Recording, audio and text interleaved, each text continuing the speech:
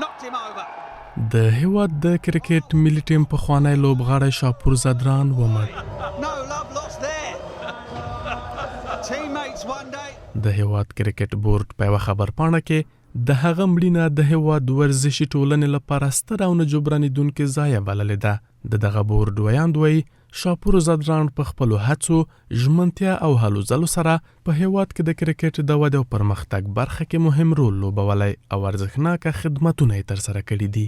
با نهایت اندوه و تأسف باید گفت که شاپور زدران قهرمان روزهای خست کرکت افغانستان فوت گردیده و روحش را به حق سپرده.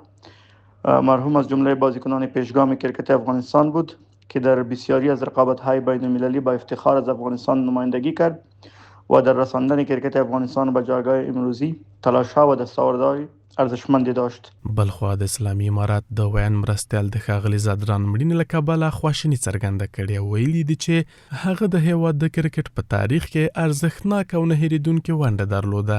په همدې حال کې د هیواد د کرکټ ملي ټیم یو شمېر نوموتو لوبغاړو په ځانګړې توګه راشد خان د پیغامونو په خپرولو سره د شاپور زدران د مړینې له کبله تسلیت ویلی او د افغانستان کرکټ برخه کې د هغه خدمتونه یې ستایلي دي. په ډېرې خواشیني سره خبر ترلاسه کړو چې شاپور زدران د ورپېښې ناروغۍ له امله خپل روغ خښ ته وسپارو او ډېر خواشیني یو ځکه چې د لومړي نسل تیز توپ اچوونکی و.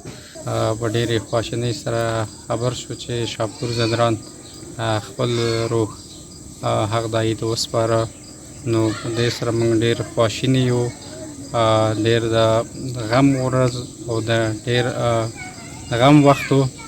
نو دغه ضایع د افغانستان لپاره او خصوصا د کرکټ په برخه کې ډېر لویه ضایع وه.